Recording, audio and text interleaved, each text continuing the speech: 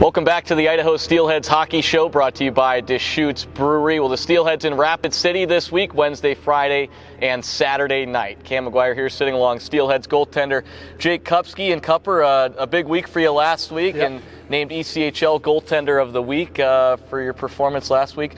Let me ask you before we get into it a little bit, does the number 102 ring a bell by any chance? The only reason it does is because you guys have been telling me lately a lot. Okay. But yeah, nothing special. It's 3 games, and we played really well all 3 games. So if we keep doing that, we'll see some good results. Well, I'll tell the fans what it means, because they might know. 102 saves on 105 shots for our goaltender right here. Talk about your team play. That was an awesome week, wasn't it? Wednesday was good to get a win, and then Friday came out. We handled that game the majority of the part of the game. Ended up getting a win there, and then Saturday we kind of grinded out one and felt really good doing it in front of a good crowd. So it's a lot of fun. We're playing really good hockey, really responsible hockey, and obviously the win column's showing for that. So. You obviously too familiar with the fans here, and already 3 sellouts in the first 5 games. Can you speak on that level? It's incredible, just being able to play in front of those fans and having them show up and support us the way that they do. It just gives us energy and gives us life, and it's so much fun. So thank you, fans, for doing that, and we'll be seeing a lot of you.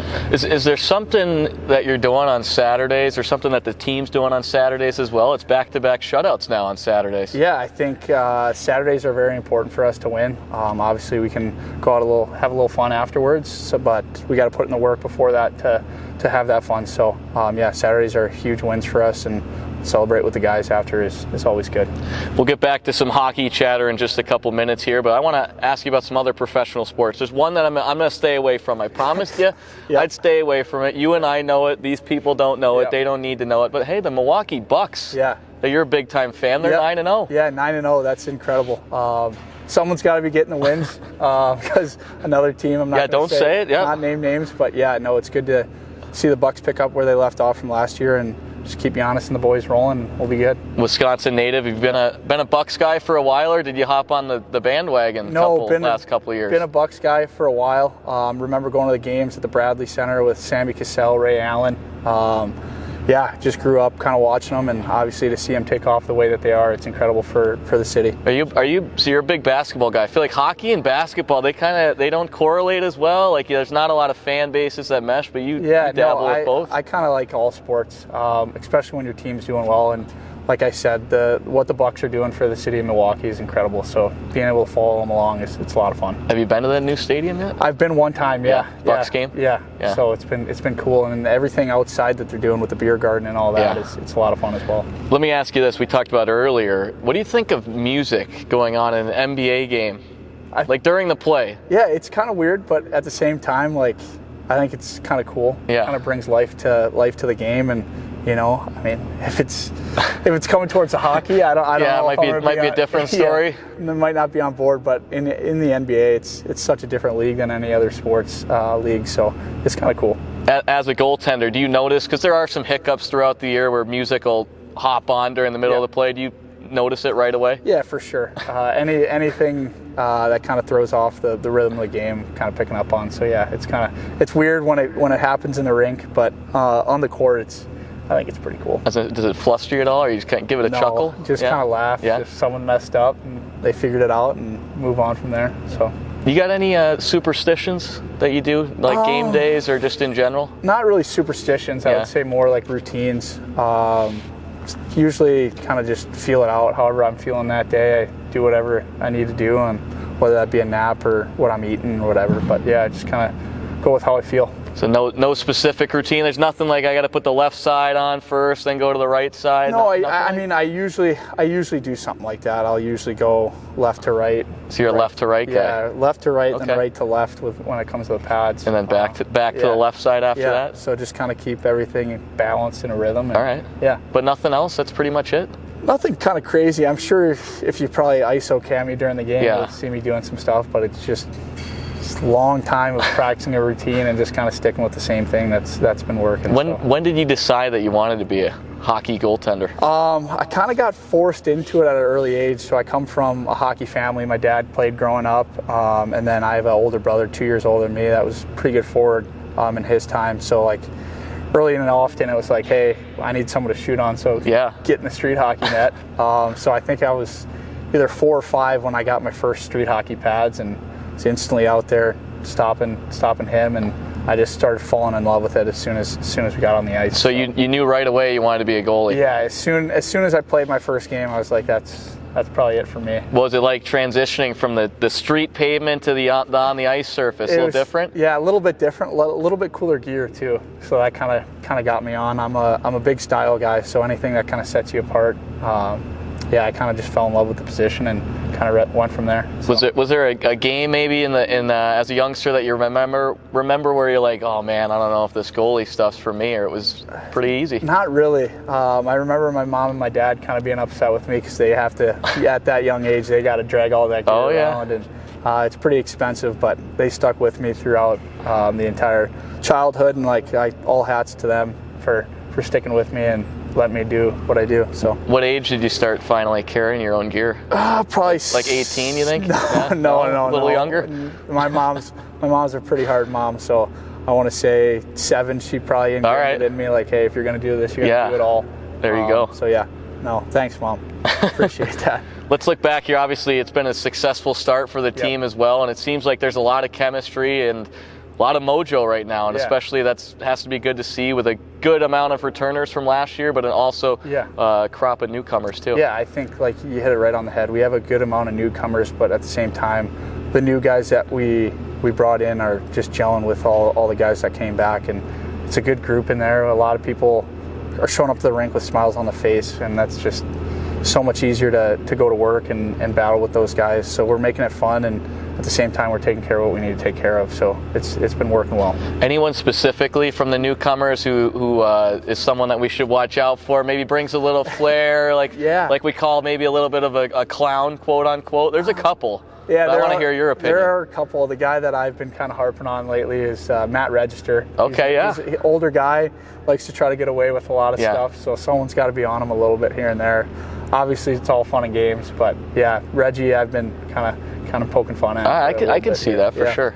He's a big golfer, and you are as well, right? Yep. So that's where it kind of started from. Okay. Kind of started giving each other a little grief on the golf course, and then kind of went from there. Who's got the edge? Is it close? Yeah, kinda. Okay. I'll leave it at that. You're gonna leave it at that? Yeah. How'd you get into golf? I know you're a big golf guy. Yeah, got into it through my old man.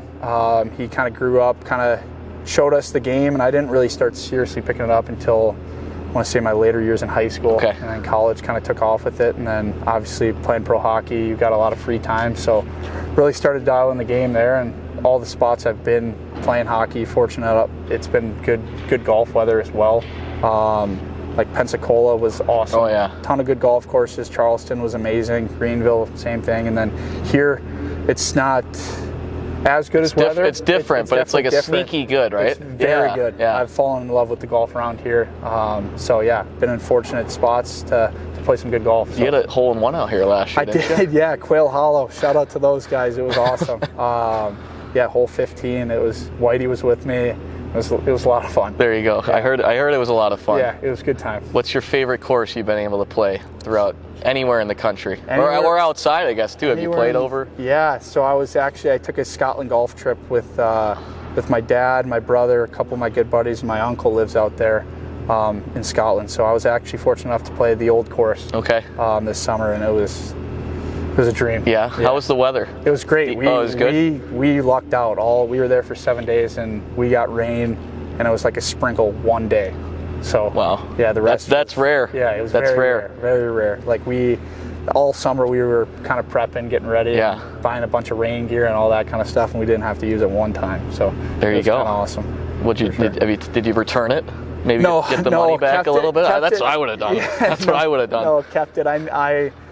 I'm not a fair weather golfer. I'm trying to golf as much as I can, so it'll get plenty of use. Sun, rain, snow, you're out there. Whatever. We'll find you out there. Yeah, exactly. I mean, we were out at Quail Hollow last year. We teed off, and it was mid-50s, and by hole 4 it was snowing. Oh, we God. just kind of kept on. Just roll with the punches, yeah, right? Exactly. Layer up. Yep. So it was good. Two kind of different sports, golf and hockey. But is there anything that you kind of see as similarities, whether it's more mental or more physical, or I would say golf and goalie specifically. Yeah. It's just a lot of mental, just kind of taking it one shot at a time, or one shot at a time for being in the net as well.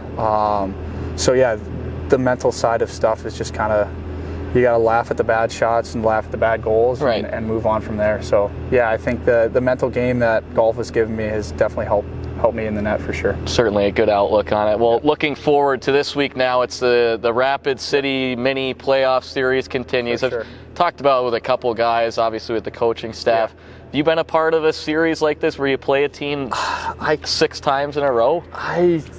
Thinking back to last year, I think we played Utah 5 times in a row. Right. And by game 3, it was these guys again. Yeah. So obviously looking forward to this week, going to get a good battle, 3 more games. It's gonna be a grind, but it's gonna be fun, and I think we'll be up for the task if we keep playing the way we are.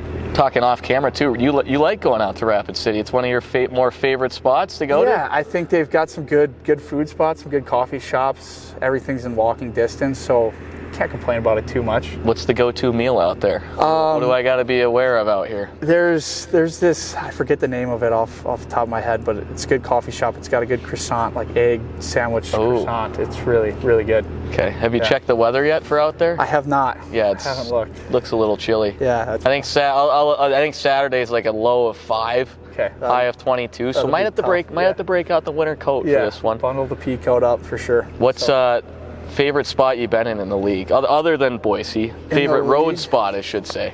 A road spot. Florida's always fun to go to. You got good weather down there. Just in general, all the teams. The Everblades. Yeah, specifically. Good hotel. Obviously, I played in Charleston, so you can't beat that. Yeah, but also here's a lot of fun. Yeah. So yeah, I mean, there's some good spots around the league that I don't think we technically go to a bad spot. Right. Like they're all you can find the good in anyone that we have in our league, or our division. But yeah, I would say Florida. Florida's probably my favorite. Fair enough. Well, we're gonna wrap this guy up here. We got 5 just random kind of questions that we've been rolling with a couple of guys. I like to keep 2 of the same, and then the other 3 I just kind of throw in here. Okay. This is my first one I'm gonna ask. If you are given an elephant, you can't sell it. Okay. And you can't return it, what are you going to do with the elephant? Is it tamed already? Who asked? I think Cody Haskinen maybe asked that too, or Cuds asked that. Give me both. If it isn't, it isn't. Well, if it's not tamed, my first goal is to get that thing tamed so I can kind of control what's going on. Okay, fair enough. And then just have it as a pet. If it is tamed, just kind of have it as a pet? Yeah, if it is tamed, just kind of have it as a pet. Maybe teach it a few tricks or something. I don't know. What kind of trick you got? I don't know. The one with the circus where they put the ball on the trunk. Do something like that. All right. I don't know. We got to get an elephant, man. We've done like 2 this is the 3rd time we got to get an elephant, man. If anyone's out there watching, give me an elephant so we can start doing tricks with this guy. Maybe we can start our own circus or something. That's what Cudless said. He said, and I was like, what are we going to name the circus? And he's like, the K&C Circus, the Cuds and Cam Circus. There we go. Right? We could keep it the same with mine, the Cups and Cam. There we go. I didn't even think of that. The circus. Oh my God, you're clever, man. All right, second one here. This is the one that we like to ask too. You're stranded on an island with one guy in that locker room. Who are you bringing with you? One guy in that room. I know it's tough. It is tough. We have a good group. I was thinking the other way. I don't know if I'd want to be with anyone there. There's some guys I definitely wouldn't bring. Reg being the first one. But to get his opinion on that. I'm going to probably take Colton Keller. Okay. Stallmate, good buddy of mine. Pretty much inseparable during the season. Yeah. So. What do you think he'd provide on the island? Protection. Yeah. For sure. He's got a good brain on him, good head on his shoulders, so we'd be able to bounce some ideas off each other and make sure that we're being taken care of. So, I like that. Yeah, I'd probably go with him. All right, question 3 here. What's your biggest pet peeve? Got biggest any? Pet peeve? You gotta have one. Yeah, for sure. Not being on time. I'm very early with everything I do. So I'd say you got to be on time. So are you the guy that's like, if you're not 15 minutes early, you're late? Okay, I like that. Yeah. I like that out of you. You big TV show guy? You like TV shows? I do, yeah. Here and there. Some days it's like, or some like months I'll go without watching some TV shows. But yeah, when I get into a show, I'm really into it. All right. So looking back at all the shows you've watched, if you could live, like if you could live that show, not necessarily like you have to like be in it, but if you could just like see it in reality, what would you pick? What show would you pick? I'd probably go like some sort of like Game of Thrones type. Oh, so you're going down that route. Yeah, I'd like to see some like sort of old school like medieval times, but still like magic and dragons. Are you into that? Well, I haven't watched. I tried to watch it. I couldn't get into it. I watched like one episode. Meanwhile, this was years ago. I might give it a chance. Have you watched like that? What is it? The House of Dragons. You watched that? I think that might down the road. I think that might be better than Game of Thrones. You think so? Yeah, it's really good. Really good. Fair enough. All right. Lastly, here. I almost forget this question. What's your we kind of harped on it earlier. You got like game day ritual? Maybe eat the same thing? Like a routine, yeah. What do you got? I usually come home, we'll have just like some sort of breakfast, whether it be eggs and make a sandwich out of it, or just like a little burrito.